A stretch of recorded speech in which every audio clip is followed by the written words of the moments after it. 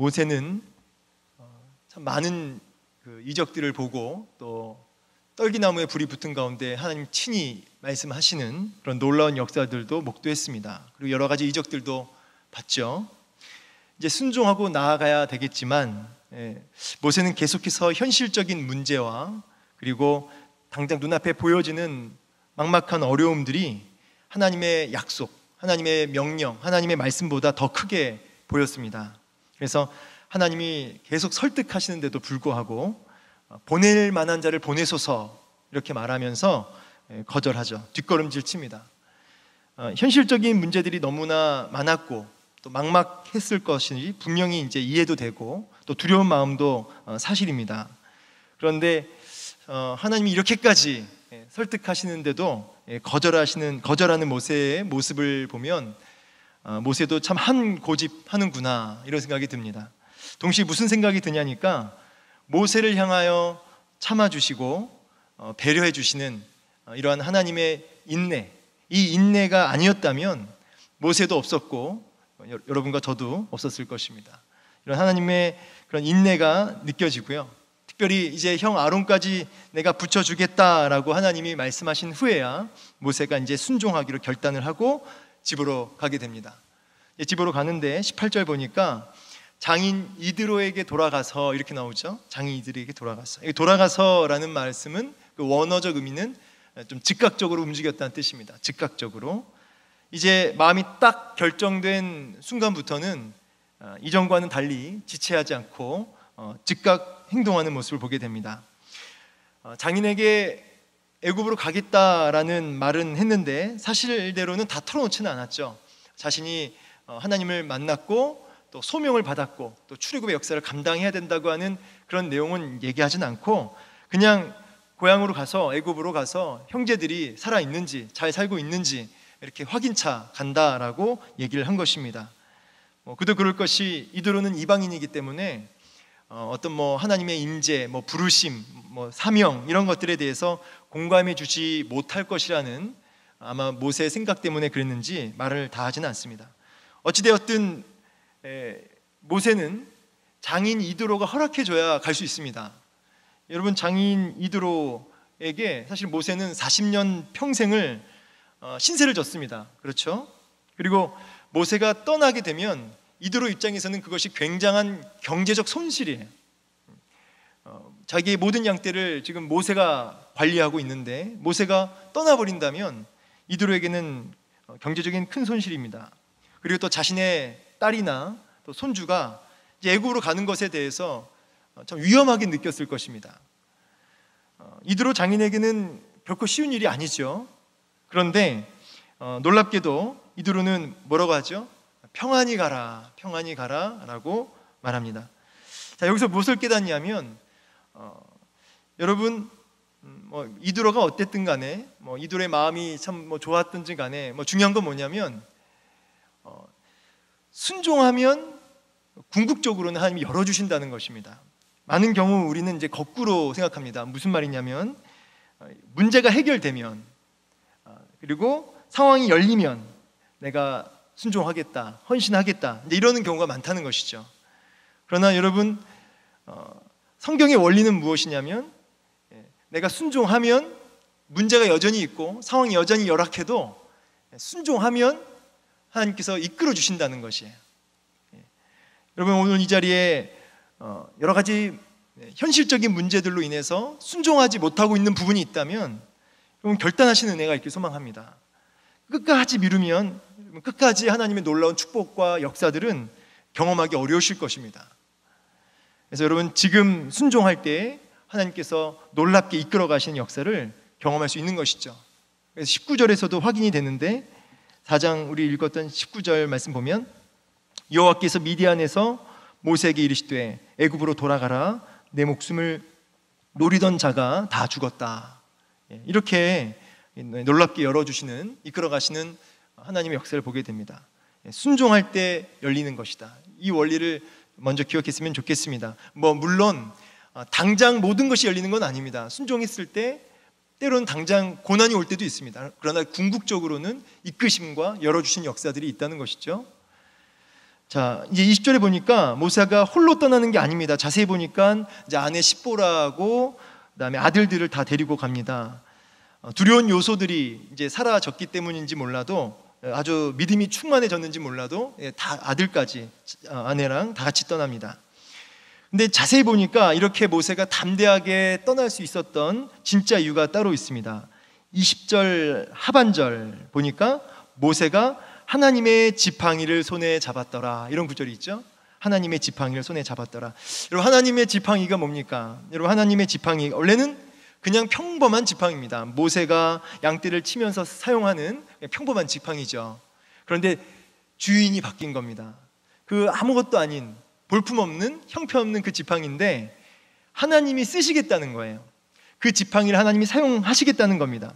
주인이 바뀌는 그 순간 이제 그 볼품없는 그냥 평범한 그 지팡이는 모세의 지팡이가 아니라 하나님의 능력과 하나님의 임재와 하나님의 역사를 감당하는 하나님의 지팡이가 된 것이죠. 저는 이 모습 보면서 이 지팡이의 모습이 그대로 모세의 모습을 보여주고 있는 것이 아닌가. 모세는 그야말로 너무나 평범하고 어쩌면 너무나 초라한 그런 사람이지만 하나님이 쓰시겠다 하니까 그 80 노인, 아무것도 할 수 없는 그 인생이 놀라운 역사들을 감당하는 것이죠. 결국은 실력이 중요한 게 아니라 하나님이 붙들고 가시느냐가 중요한 것입니다. 여러분, 우리도 마찬가지입니다. 물론 실력 쌓아야죠. 그러나 실력보다 더 중요한 건 무엇이냐면 하나님이 붙들고 가시는 인생이냐라는 것입니다. 하나님의 지팡이를 붙들고 갑니다. 이제 믿는 구석이 있는 것이죠. 이제 모세가 그렇게 담대히 나아가는데 참 사실은 좀 당황스럽습니다. 뭐냐면 21절 하반절 말씀부터 좀 당황스러운데, 애굽 왕 바로 앞에 가라. 가면 그리고 모든 이적을 다 행하라. 그러면 열릴 것이다. 이렇게 말씀을 주신 게 아니라, 그러면 열릴 것이다가 아니라 다 행하라. 그러나 바로의 마음은 더 완악해질 것이다. 이렇게 말씀하시는 거예요. 너희 백성을 놔주지 않을 것이다. 이렇게 말씀하시는 거죠. 이제 지금 잔뜩 긴장하고 지금 나아가는 모세에게 가라, 함께 하마. 근데 안 될 거야. 이렇게 말씀하시는 것이죠. 내 명령에 순종해라. 그러면 형통할 거야가 아니라 고난이 있을 거야 라고 주님이 먼저 이렇게 얘기를 하시는 겁니다. 모세는 당장 납득이 되지 않았을 것입니다. 그러나 여러분, 이렇게 해가지고 사실은 궁극적으로는 애굽과 이스라엘 모든 백성들에게 여호와 하나님이 누구신지를 온전히 드러내 보이시려고 하는, 사실은 궁극적인 하나님의 큰 그림이 있었던 것이죠. 모세는 그 큰 그림을 다 보지 못했을 것입니다. 그러나 이렇게 말씀하시는 하나님 명령 앞에 모세는 다 이해되지 않지만, 다 납득되진 않지만 가는 것이죠. 여러분, 그렇습니다. 여러분, 우리 신앙생활이라는 것이 다 납득되는 게 아닙니다. 다 이해되고 가는 길이 아닙니다. 하나님의 그 신실하신 성품을 그저 신뢰하고 가는 길이죠.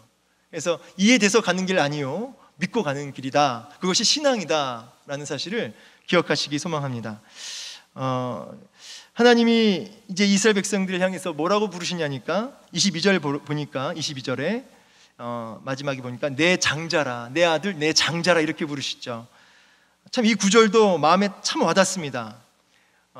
참 자격 없고 우상 숭배하는 그 이스라엘 백성들을 향해서 이 내 장자다라고 했을 때는 내가 특별히 아끼는 내 소유다, 이런 뜻이거든요.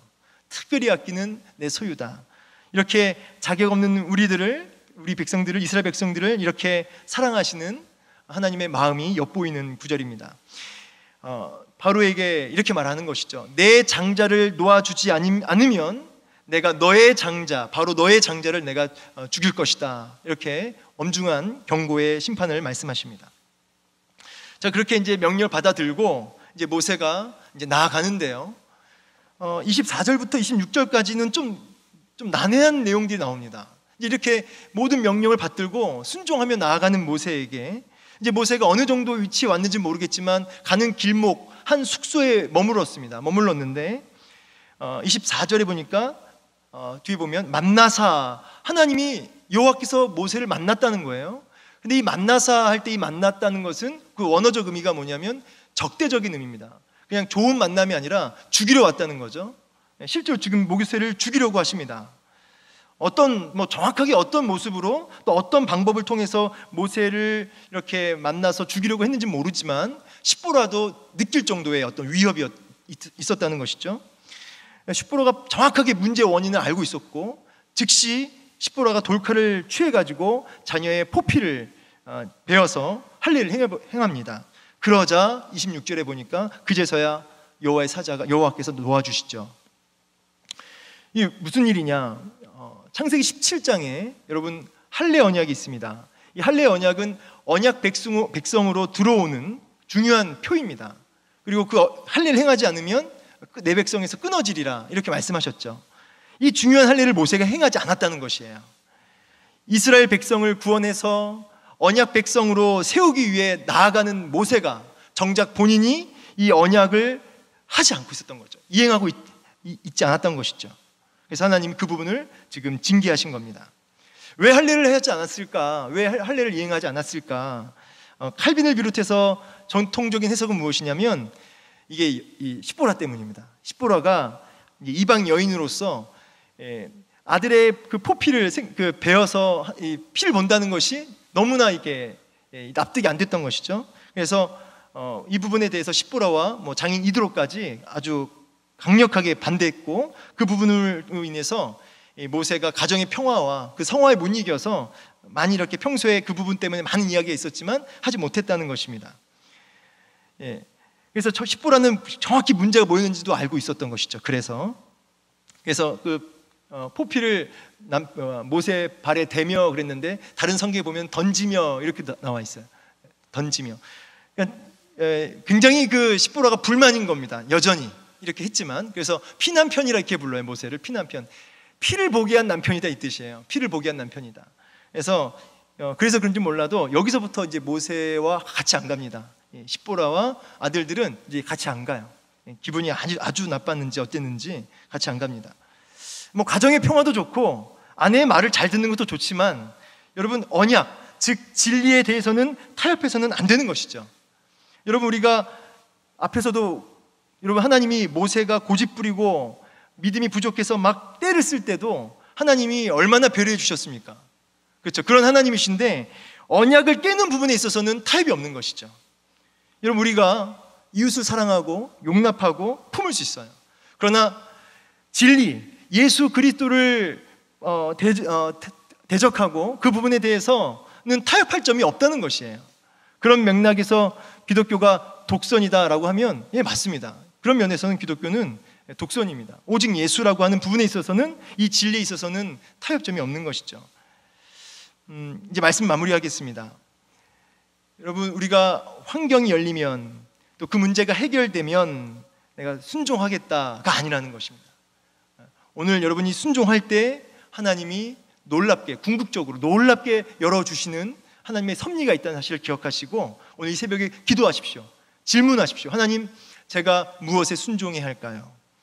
그리고 두 번째는, 여러분 우리가 사역도 하고 우리가 직분도 받고 일도 하지만 그 일 전에 먼저 나와 우리 가정부터 돌아보신 은혜가 있길 소망합니다.